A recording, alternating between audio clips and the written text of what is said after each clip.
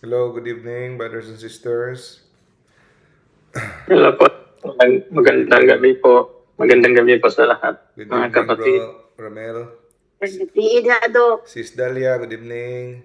Brother Good Danilo, good evening. evening. Sis Monet, hello. Good evening sa inyo. Good evening, Doc. Okay, good evening, sis. Okay, Brother Ramel, start ta. Opening prayer ta. Sige. Sige.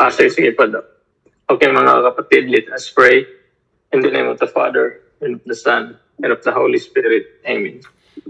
Come, Holy Spirit, fill the hearts of your people, enkindle in them the fire of your love.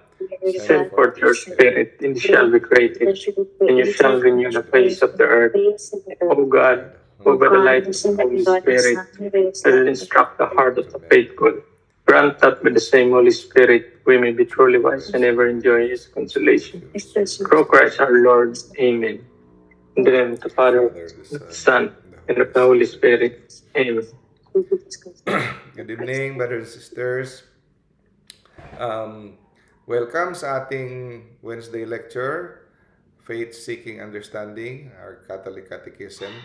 At sa mga nanonood ngayon sa Facebook at later sa upload sa YouTube.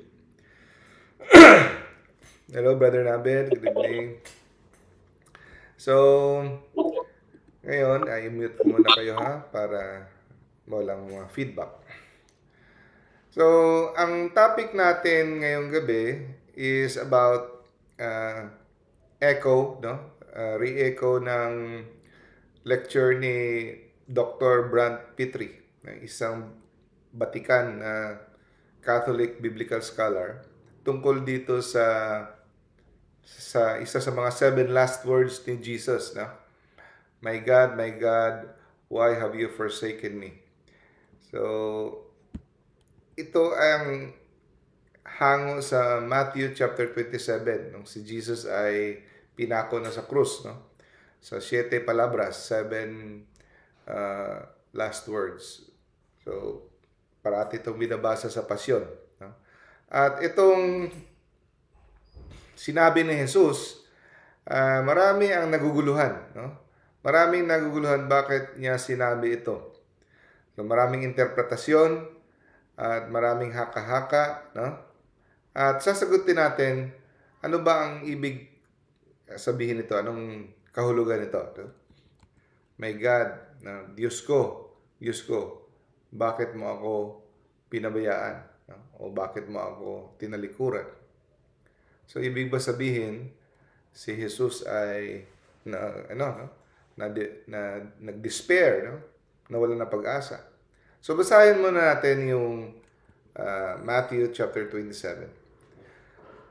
So, 2 rebels were crucified with him, one on his right and one on his left.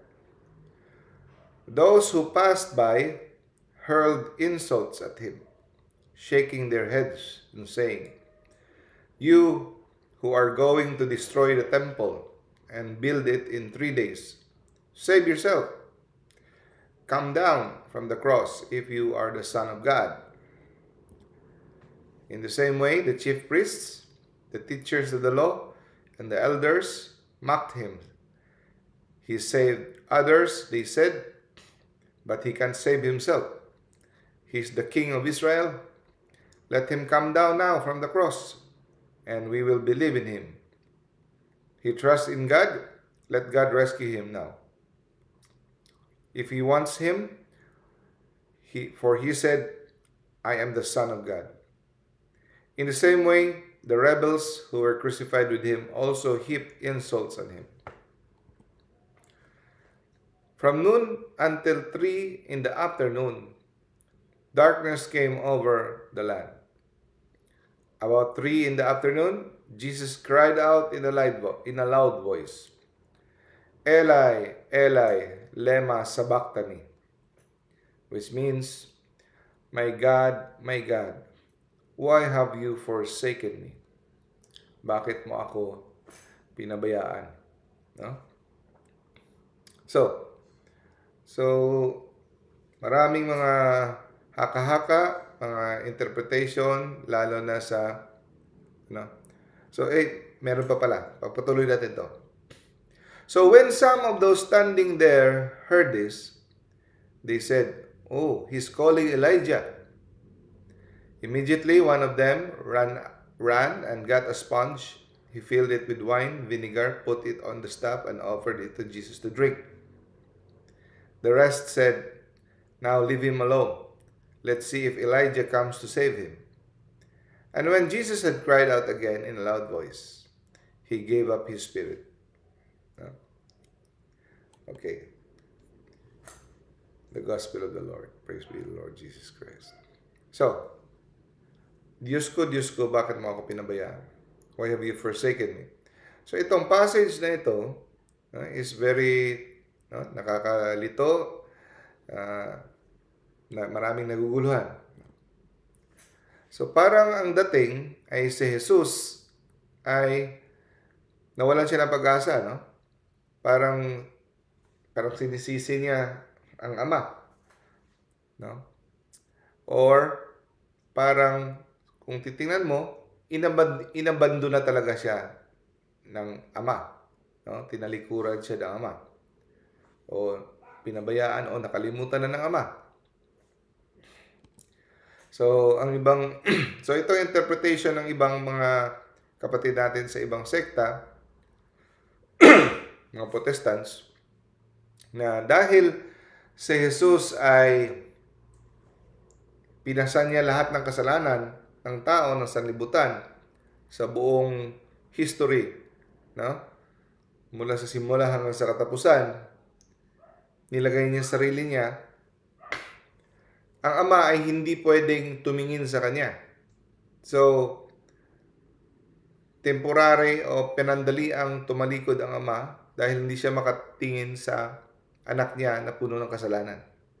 So, yun ang interpretasyon. So, the Father cannot look upon sin. No? Incompatible si God at saka yung kasalanan. So, hindi niya matingnan ang kanyang anak. Okay. So, yun ang interpretasyon. So, pero, ang interpretasyon na ito ay hindi tama. Okay? So, ang dalawang interpretasyon na si Jesus ay sa puntong iyon ay parang nawalan ng pag-asa, naging despair siya, nag-despair, no? Hindi tama. At ang pangalawang interpretasyon na tinalikuran ng Ama si Jesus dahil ay puno siya ng kasalanan ay hindi rin tamang interpretasyon. So, anong tamang interpretasyon? So, nung si Jesus ay sumigaw at umiyak, no? Dahil siya ay nagdurusa. Totoo, si Jesus ay nagdurusa talaga. Dahil siya ay hindi lang Diyos, kundi siya rin ay tao. Nadarama niya ang lahat ng paghihirap. No? He really felt the pain. Pero ang pinaka-importante doon, kung bakit niya sinabi yon, yung sentence na yon, ito ay inulit niya kung ano ang nakasaad sa Salmo 22. Psalm 22. Okay? So, pinapaalala niya tayo sa Psalm 22. So, yun ay direct quote, no? From Psalm 22. Ano ba yung nakalagay sa Psalm 22? So, ang nagsulat ng Psalm 22 ay si David. Si King David. Sinulat niya ito dahil during the time, puno siya ng mga problema. Puno siya ng mga persecution, bigati. So, he felt abandoned by God. No? Pero kung babasahin mo ang buong Psalm 22, happy ending. Nagsimula sa parang nawalan na pag-asa si David. Pero nagwakas ito sa conversion ng mga pagan countries. Na? So, basahin natin yung Psalm 22. Hindi yung kabuuan, yung summary lang. My God, my God. So, kung napansin niyo, during Passion, no? sa Salmo Responsorio, sa Passion of Christ, binabasa natin ito during Holy Week. Ito yung Salmo natin, Psalm 22. My God, why hast thou forsaken me? Why art thou so far from helping me? From the words of my groaning. Bakit ang layo mo? No? Sa pagtulong sa akin sa aking mga hinanaing. No? Oh my God, I cry by day, but thou do not answer. And by night, but find no rest. So, yun ang first part, no? So, dito natin makikita na si David sa simula ay feeling niya, tinalikuran siya, kinalimutan na siya ni Lord, no? At pag pinatuloy natin, may nakakalito na mga salita ni David, no? Tawag dito. Parang maguguluhan ka sa dugtong niya.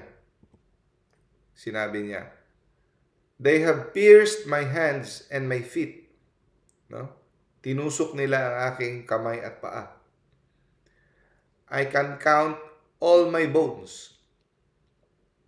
They divide my garments. Among them, for my vesture, they cast lots. Sounds familiar? Sinulat ito, Old Testament. Tinusok ang aking kamay at paa at pinaghati-hatian ang aking damit at nagripa pa, no? Nag-cast lots, nag-draw lots pa sila. Di ba mabasa natin yan sa New Testament? Yung mga sundalo, pinag-agawan ng kanyang damit, nag-ano pa sila ng dice para kung sino manalo, tinusok ang kamay ni Jesus. Yeah? Sinulat ito ni David. Okay? So, parang propesiya sa dumarating. No? Okay. Tanong, kailan ba nangyari kay David? Siya ang nagsulat, di ba? So, ibig sabihin, dapat nangyari sa kanya. Tinusok ang kanyang kamay, pinaghatian ang kanyang damit. Nangyari ba ito sa kay David? Hindi. Never nangyari ito kay David. Pero, nangyari ito kay Kristo. So, siya ang sa katuparan, finulfill niya, tinupad niya kung ano ang propesiya ng Salmo 22. No? Salmo 22. By means of crucifixion, his hands are pierced, and his feet is pierced. No? So, sinakatuparan ni Jesus kung anong propesiya ni David. So, dito natin makikita na si Jesus on the cross is the new David. Okay? Tandaan nyo, parating sinasabi sa gospel, Jesus the Son of David. Yeah? Jesus the Son of David. So, kung napansin nyo, ang lahat ng mga character sa Bible, Moses, nagtutukoy kay Jesus. Joshua, nagtutukoy kay Jesus. Isaac, nagtutukoy kay Jesus. Adam, nagtutukoy kay Jesus. So, Moses, Jesus is the new Moses. Adam is the new, Jesus is the new Adam. So, lahat ng mga characters na yan sa Bible, may patungkol points kay Jesus. Si Jesus lahat ang tumutupad. So, kaya nga ang kingdom ni Jesus, dahil si Jesus is the new David, is patterned to King David. Itinatawag na the Davidic kingdom. Davidic kingdom. Which goes on to continue in the heavenly Jerusalem. Di ba? Kaya, if Jesus is the new David, so David is king, so si Jesus ang king. Di ba? He's the new king. Now, sa Davidic kingdom, sidetrack lang tayo konti. Sa Davidic kingdom, sino ang reyna? Ang reyna ay ang ina. So si Solomon, ang nagsimula ng Davidic kingdom, at saka sa mga sumusunod na lahat ng mga hari, lahat ng reyna ay ang ina. No? The queen mother. So since Jesus is the new David, at ang pattern ng kingdom ni Jesus ay sa Davidic kingdom, ang reyna, ang hari si Jesus, ang reyna si Mama Mary. So hindi pwedeng walang reyna.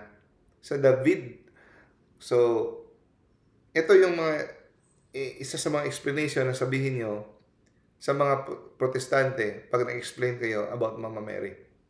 Na dapat merong reyna. Kung merong hari, dapat merong reyna. At ang reyna, dapat ina. Kung ito ay pattern sa Kingdom of David. Because Jesus is the new David. Okay? So, hindi pwedeng walang reyna.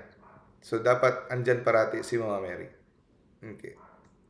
So, nag-suffer si David, di ba? Ngunit, ang suffering ni Jesus is more than the suffering of David. No? Hindi nag-suffer si David kapareha sa suffering ni Jesus. So kung ano yung dinescribe ni David symbolically,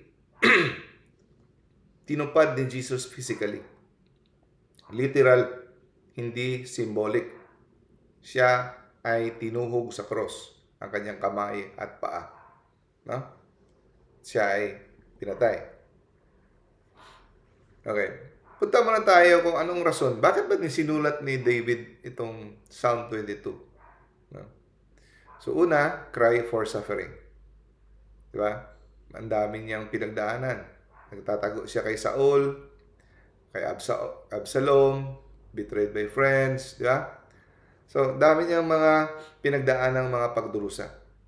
At there was a time that he felt that inabandon na siya ni Lord sa kanyang kasalanan. Okay? Ang number 2 reason ng Psalm 22, prophetic. No? So, tinutukoy ito, prophesia ito sa passion ni Jesus. Na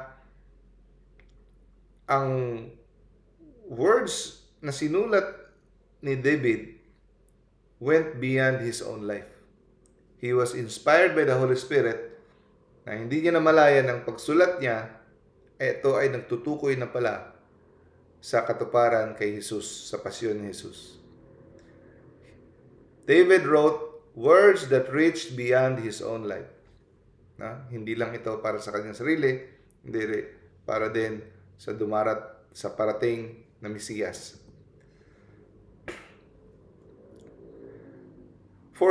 So itong dugtong ng Psalm 22. For he has not despised or abhorred the affliction of the afflicted.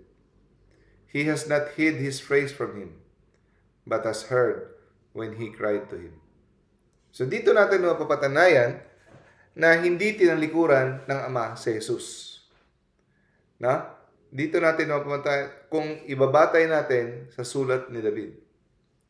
He has not hid his face from him. Hindi siya nagtago, hindi niya tinalikuran ang kanyang anak. No? Hindi niya tinago ang kanyang mukha sa kanyang anak. At ang katunayan ay sinagot niya, narinig niya ang kanyang daing, ang kanyang iyak, ang iyang panawagan. He has heard when he cried to him. So, hindi totoo ang interpretation na tinalikuran at pinabayaan ng Ama si Jesus sa krus. Naririnig niya at sinagot siya. Okay? Sa kanyang dusa. Okay? So, nung sinambit ni Jesus ang Psalm 22, no? Jesus saying the cry of the one who is apparently forsaken by God is actually heard by God the Father. pinapakita ni Jesus sa atin na ang sigaw at iyak ng mga nagdurusa dahil sa Diyos, ang mga pagdurusa at hinanaing ng mga nagdusat para sa katotohanan, para sa Diyos, ay parating naririnig ng Ama. Nga kung sa tingin mo ay parang walang nangyayari, sa tingin mo ang mga iyak mo at ang mga pagdurusa mo ay hindi nakikita ng Diyos, sa likod ng lahat na yan, kumikilos ang Diyos. He hears it. He hears our prayers. He answers our prayers. So sa tingin mo, parang ito ay nagbibigay ng pag-asa sa atin, na sa tingin mo sa lahat ng to parang wala lang nangyayari, parang nabibingin na yata ang Diyos. Ina-assure tayo ni Jesus na sa likod ng lahat na yan, kumikilos ang Diyos. He hears us. So, and itong dugtong sa Psalm 22, all the ends of the earth shall remember and turn to the Lord. So, lahat ng mga tao sa buong mundo babalik sa Diyos. Mako-convert. For the dominion belongs to the Lord. So, in other words, lahat ng tao sa buong mundo maliligtas. Hindi ibig sabihin lahat maliligtas na automatic. Sila ay meron ng kaligtasan. They will come to the Lord. Mako-convert sila. When God answers the prayer of the afflicted one. So, anong prayer ni God, di ba? Ni Jesus, di ba? Forgive them for they do not know what they are doing. So, ang prayer ni Jesus na sila ay mako-convert, na sila ay maliligtas. So, sino ang nagdurusa? Si Jesus. So, ano ang kanyang hiling? Salvation of the world. Ito ay tinupad ng Ama. Sinagot ng Ama sa pamamagitan sa pag-resurrect sa Kanya nung siya ay binuhay mula sa kamatayan. So, ibig sabihin, anong lesson makukuha natin dito, mga kapatid? The prayer of the one who is suffering is powerful. The prayer of the one who is suffering is powerful. So, kung meron man kayong isang lesson makukuha ngayong gabi, huwag niyo itong kalimutan. When you are suffering, offer it to the Lord. Don't waste it. Huwag niyong aksayahin ang inyong suffering. Kasi, kung sino yung may sakit, kung sino yung nagdurusa, sino yung mga provided you're in the state of grace, very powerful. Akala ng iba, wala na silang silbi dahil nandun sila sa kama, nakaratay dahil may cancer. Akala nila wala na silang magagawa para sa kaharian ng Diyos. Ang hindi nila alam, all the more mas effective sila kumpara sa mga healthy na maraming ginagawa. Okay? Mas grabe ang effect. The prayer of the one suffering is powerful. Number 3 na rason kung bakit sinulat ni David ito, yung Psalm 22, is yung kanyang lament. Di ba? Parang nagre-reklamo, lamentation. Naglalament ka. Nagpapalabas ka ng iyong sama ng loob. Lamenting. So actually, ang pagpapalabas natin ng mga hinanaing natin sa Diyos, patungo yan sa pagtitiwala. Yun dapat ang punto ng ating paghihinaing sa Diyos. Punta ka sa Blessed Sacrament. Okay, palabas mo yung mga hinanaing mo. Pero at the end, kagaya kay Job, praise be to God pa rin. Lament leads to trust. So, kung sa tingin mo, feeling mo God is absent, actually He is working out our salvation. No? So, for David, it was assurance that God would ultimately deliver him. So, hindi pwedeng reklamo ka lang na reklamo na wala kang pagtitiwala. Okay? So, ang punto ng ating paghihinang, pagpapalabas ng mga sama ng loob sa Diyos is for trust. It points to Christ's resurrection and the victory of the cross. No? So, may happy ending. Always may happy ending if you are in the Lord. Okay? So, hindi a happy ending dito sa earth. Remember, anong sabi ni Mama Mary? Always remember this, ha? Sinabi ni Mama Mary kay Saint Margaret Alacoque,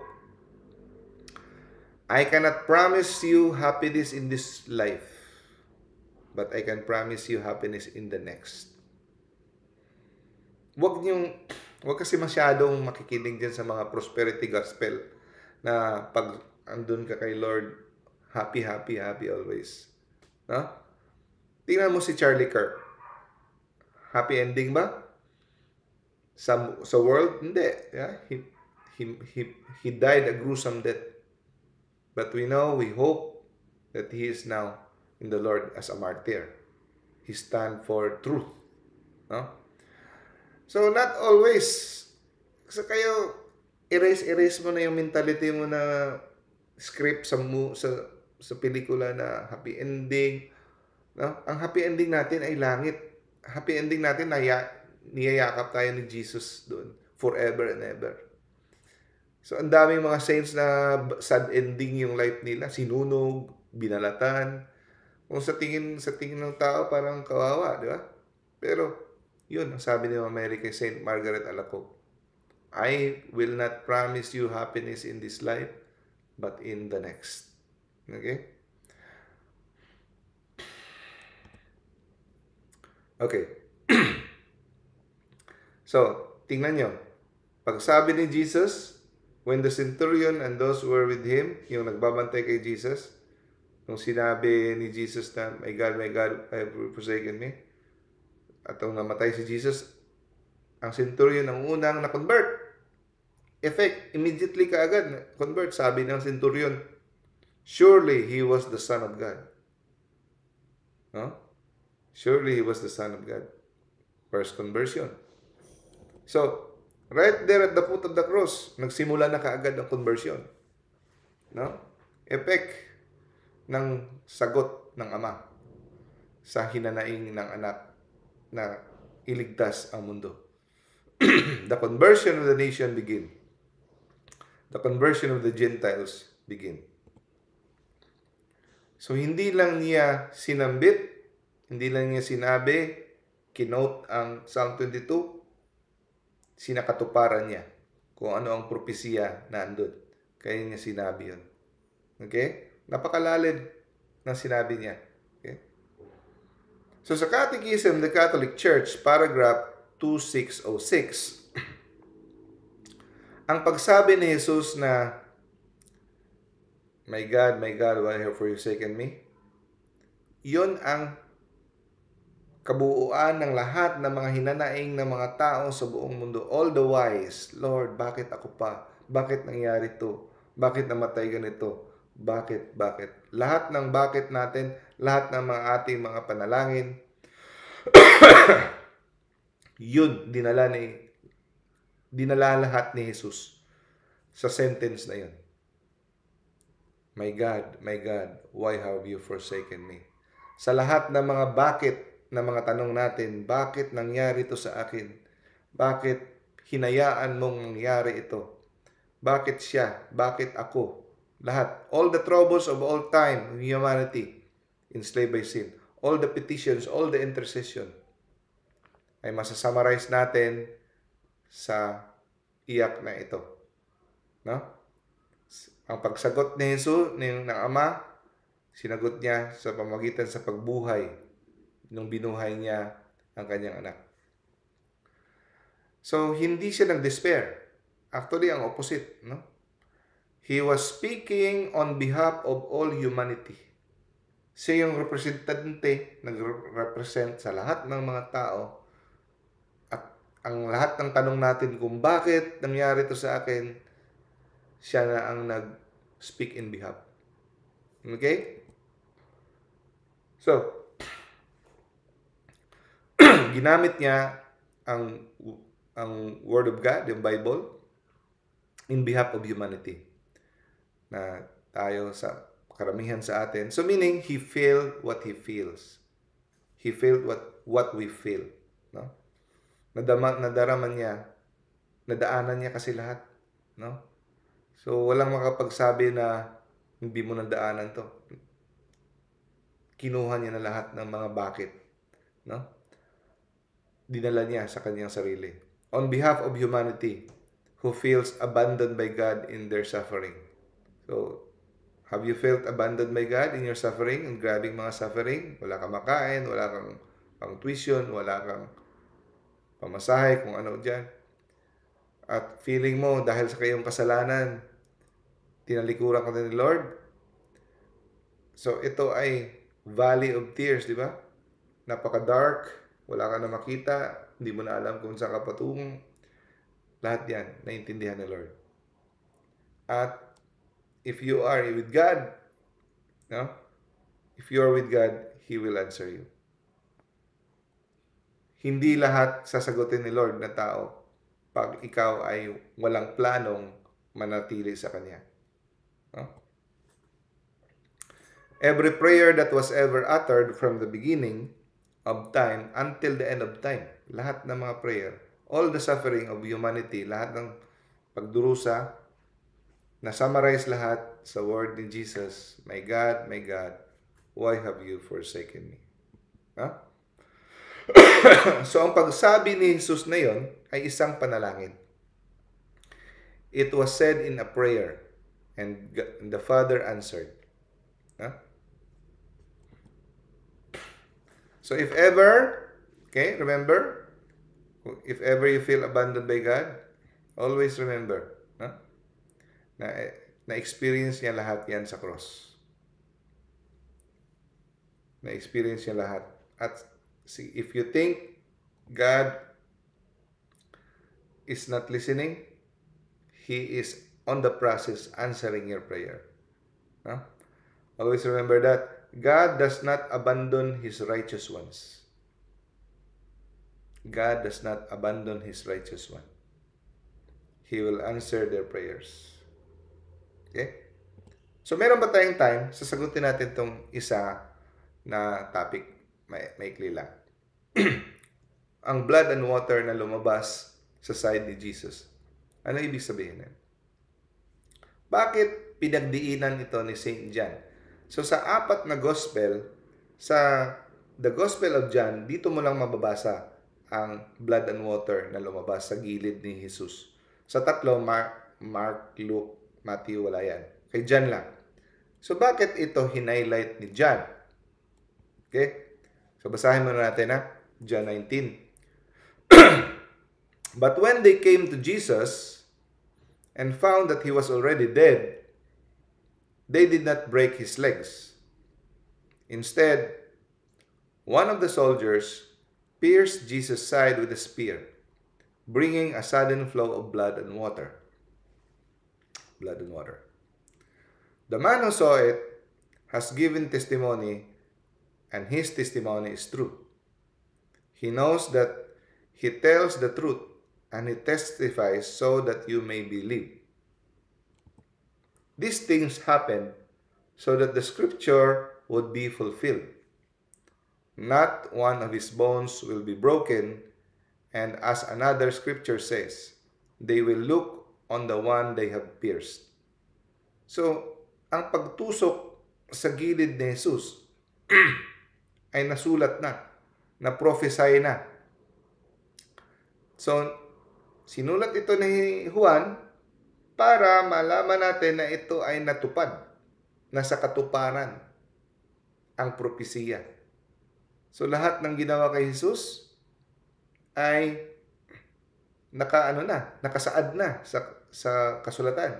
Okay? So, tatlo ang meaning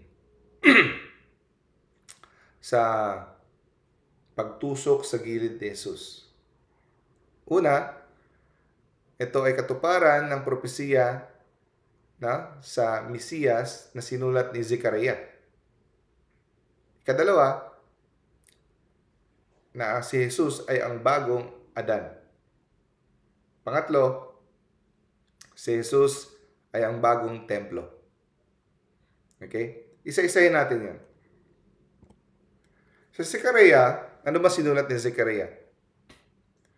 I will pour out on the house of David and the inhabitants of Jerusalem a spirit of compassion and supplication, so that when they look on him whom they have pierced, they shall mourn for him. Take note, whom they have pierced. Yung tinusok nila. And weep bitterly over him as one weeps over a firstborn. Sino bang firstborn? Si Jesus. Yeah. On that day, there shall be a fountain open for the house of David and the inhabitants of Jerusalem. So, house of David. Jesus the new David. Yeah? To cleanse them from sin and uncleanliness. Blood and water which flowed out as a fountain of mercy for us. To cleanse us from sin. So, bumuhagay, no? Lumabas. Ay, Bisaya pala yun. So, lumabas ang blood and water sa gilid ni Jesus. Fountain open. So, yan ang sinulat ni Zechariah. At ito ay natupad ng pagtusok kay Jesus sa gilid. Na in-emphasize ni John. Number 2, the new Adam. So, ano ngayon kung siya ang new Adam? Okay. So, ang ibig sabihin nito, siya ang bridegroom. Sino ang bride ni Adam? Si Eve. Si Jesus ang bagong groom. Bakit? Dahil siya ay ang bagong Adan. At sino ang bride ni Jesus? Di ba? Ang bride ni Jesus, ang church. Yeah? The bride of Christ, tayo. Ang church, the body of Christ. The church is the bride and he is the bridegroom. So, paano ito ma-illustrate? Okay. Punta muna tayo sa Genesis chapter 2. Paano ginawa si Eva? Kinuha sa gilid, dito sa gilid ni Jesus. Ni Adan. Habang si Adan ay natutulog, caused a deep sleep upon a man. And while he slept, took one of his ribs and closed up its place with flesh.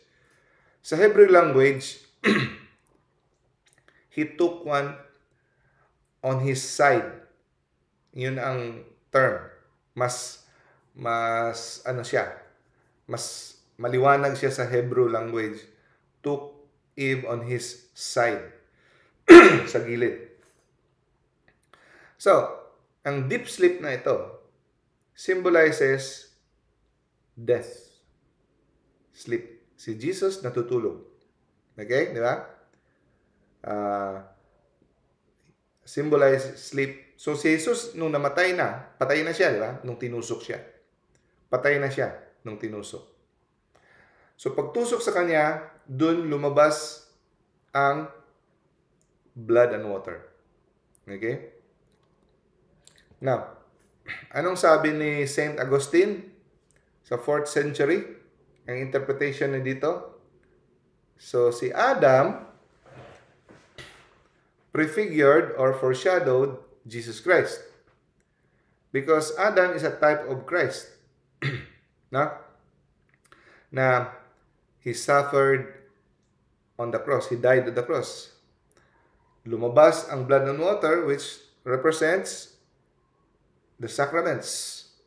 So, dyan galing ang sakramento, the 7 sacraments. Ni-represent dito mainly by the baptism and the water as baptism and ang blood, Yun ang Eucharist. Yeah? So, yun ang life ng church. Ang sacraments. Ang purpose ng church is to sanctify us through the sacraments. Yeah? And to teach us, to sanctify us, to teach us to govern. So, doon galing ang sacraments na kung saan ang simbahan ang tagapagbigay. Okay? So, doon nabuhay ang simbahan. The church was born from the side of Christ. As Eve was born on the side of Adam. Kinuha habang natutulog si Adan. Kinuha habang natutulog si Jesus. Symbolized the sleeping, symbolizes death. Nagising si Adan, si Jesus nabuhay rin. Di ba? Nabuhay siya. Binuhay siya ulit. Nagising rin siya mula sa kanyang 3 araw na tulog. So, dito natin makikita na galing sa gilid ni Jesus ang simbahan. So, ang kanyang asawa ay ang simbahan. Siya ang groom. Kagaya ni Adan, siya ang asawa. Galing sa kanyang gilid si Eva. Pangatlong punto ng pagtusok sa gilid. Siya ang bagong templo. Di ba ngayon wala ng templo? Nasira na ito. Gumuho ito. Sinira ng mga Roman sa 70 AD. The destruction of the temple. So wala ng temple. So ang bagong templo ngayon ay si Jesus. Okay? So dito natin makikita sa pagtusok sa gilid. Kung babasahin mo yung Mishnah, no? Ang structure ng templo, no? Ang templo ng Israel, every Passover, alam niyo ba ang daming mga lambs, kordero, kinakatay, umaabot sa 200,000 sa isang araw lang sa Passover. So imagine, so ang templo, saan kinakatay ang lamb? Sa altar. So sa ilalim ng altar, ang ganda na kanilang engineering, na ang dugo pupunta doon sa parang may saluhan. Tapos may tunnel, parang may kanal, tube, na didiretso doon sa ilalim ng templo. At ito ay para hindi ito bibilog, kasi nagba-blood clot yan, di ba? Hinahaluan ng tubig. So habang dumadaloy ang dugo, may tubig din na dumadaloy para mahugasan. At lalabas ito sa gilid ng templo sa may south side. No? Sa may south side. Huhulog siya sa River of Kidron, sa Kidron Valley. So tingnan niyo mabuti ang picture. Sa gilid ng templo, lumalabas blood and water, kasi ang blood may halong water dahil para mahugasan, para hindi magbibilog, mag-blood clot. So ang side ni Jesus, tinuhog, lumabas ang blood and water. So ito ay nagsisimbolize na si Jesus is the new temple. Ang kanyang istruktura ni Jesus ay blood and water lumalabas. So kaya hindi na tayo gumagawa ng templo dahil si Jesus na ang templo. At hindi na tayo kumakatay ng mga lamb dahil si Jesus na ang kinatay once and for all. Blood and water. Okay? At isang beses din sa Bible, in-emphasize din ni Jesus sa John chapter 2 na sirain niyo ang temple, gagawin ko in 3 days. No? At saka akala nila, templo na physical temple ang sinasabi ni Jesus, pero he was talking about his body. So his body is the temple. Okay? Now, ano ibig sabihin ng temple? Ang temple, ito ang tirahan ng Panginoon dito sa mundo, dito sa earth. No? The temple is the dwelling place of God on earth. Okay. Now, kung ang katawan ni Jesus ay ang templo, okay, siya ang bagong templo, saan ang altar? So, ang altar ay ang kanyang banal na puso. The Sacred Heart of Jesus is the altar. No? Doon kinakatay ang lamb. So, makita nyo, kung ang Eucharist, sa Blessed Sacrament, actually that is the heart of Jesus. So, in-examine yung heart, yung Sacred Host, lahat ng mga Eucharistic miracle, no? In-examine ng mga forensic pathologist yung naging laman, no? At dugo ni Kristo yung Sacred Host sa mga Eucharistic miracle. Alam niyo yung result?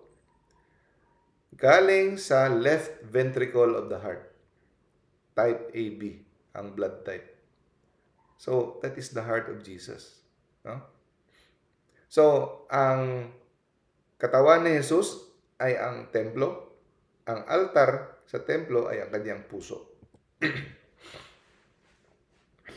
Kaya, sabi ni St. Peter sa Bible, love covers multitude of sin. Sa pagmamahal, natatabunan ang dami-daming mga kasalanan. So, the infinite love of God in Christ covers an infinite number of sins. Dahil sa labis-labis na pagmamahal ng Ama diyan kay Kristo, no? At ang pagmamahal ng Santissima Trinidad sa atin, no? Yun ang nagpatawad ng ating kasalanan. So,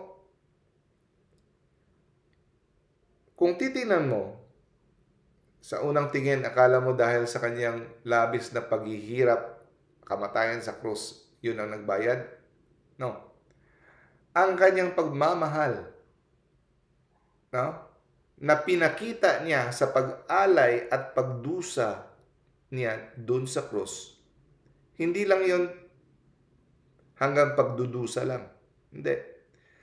Doon niya pinakita ang kanyang labis na pagmamahal sa pamamagitan ng pagdusa at pagkamatay at pagbuhos ng lahat-lahat niyang dugo para sa atin. Yun ang pinakataas-taasang pagpapakita ng pagmamahal. Hindi lang sa pagiging pagdurusa, parang masokista. Okay? So, it is not how much Jesus suffered that makes the cross redemptive, kundi dahil kung gaano niya tayo kamahal. Yun ang rason kung bakit ang rason ay nakakaligtas. Yun ang rason kung bakit ang cross ay nakakatubos. Okay? So, nung nakita ang kahulugan para kay Juan, St. John, na nagsulat nito, no? Ang kahulugan ng paglabas ng tubig at dugo sa kanyang tagiliran ay isang malinaw nagpagpapahiwatig ng pagmamahal ng Diyos para sa sangkatauhan. No?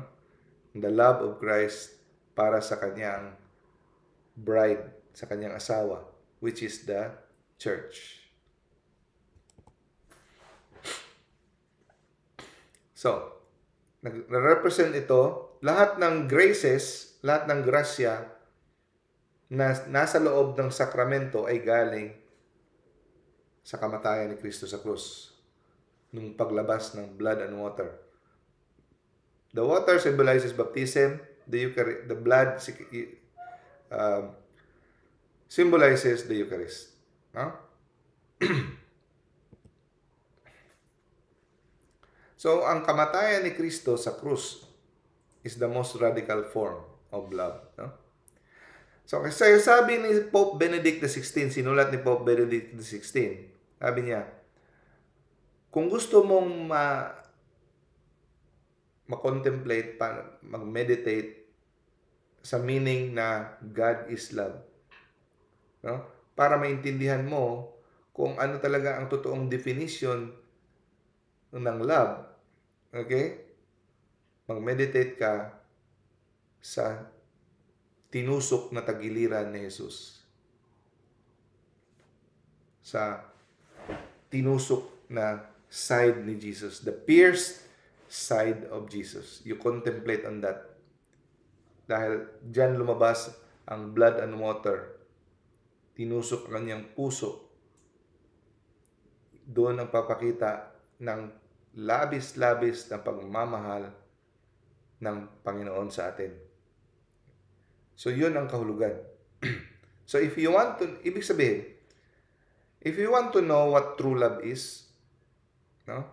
Look at the pierced side of Jesus. Tingnan mo yung gilid kung saan lumabas ang tubig at dugo. At doon mo matatagpuan at maintindihan ang misteryo ng kung anong totoong ibig sabihin na God is love. No? God bless us all. Okay. I hope naintindihan natin. No? Hello, good evening sa mga andito ngayon. Gigreet ko lang ang mga nagtiyaga dito. Sis Dalia, Brother Naben, Sis Del, Brother Catholic, good evening. Sis Brother Danilo, Brother Drew, Sis Janet, Sis May, hello, Sis Monet, Brother Ramel, Sis Brother Ray, and Sis Sarah Orosio. Hello. Good evening. Good evening. Hello. So, sinong gusto mag-volunteer ng closing prayer?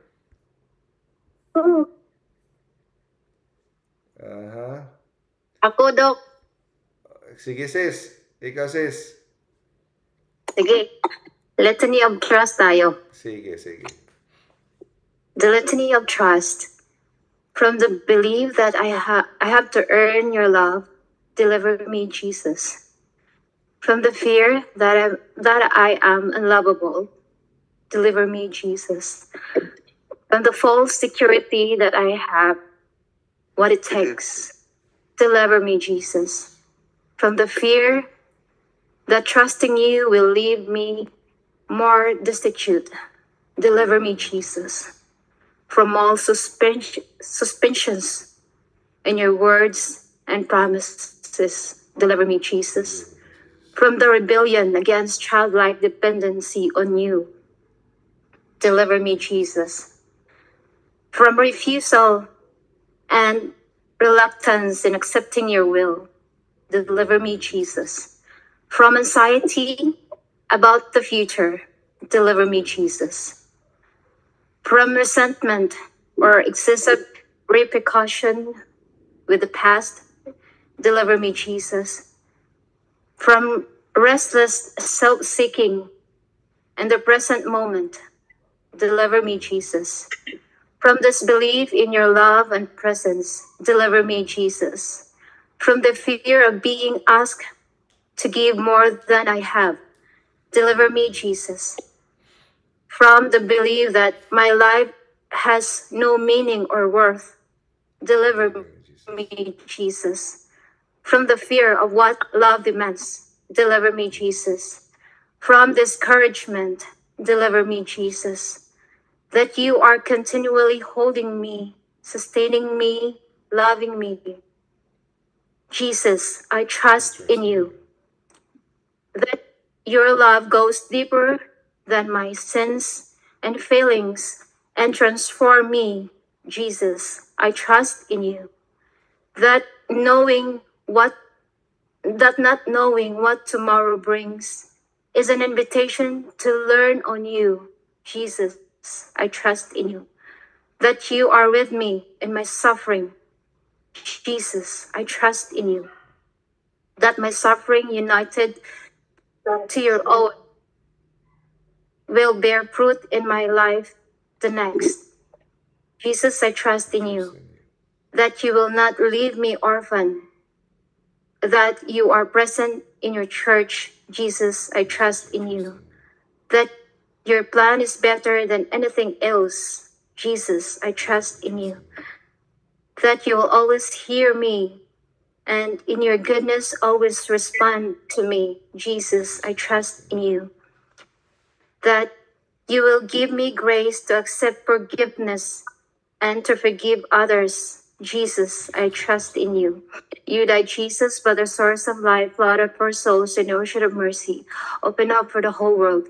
O fountain of life, immeasurable divine mercy, cover the whole world and empty yourself out upon us.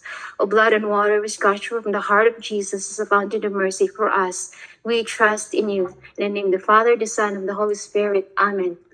Thank you, sis, for the closing prayer. Brothers, sisters, thank you, everyone. Thank you, Thank Doc. you, Doc. Thank you sa time. Thank Thank you. you sa See you knowledge next ulit week. po. Thank you. Salamat.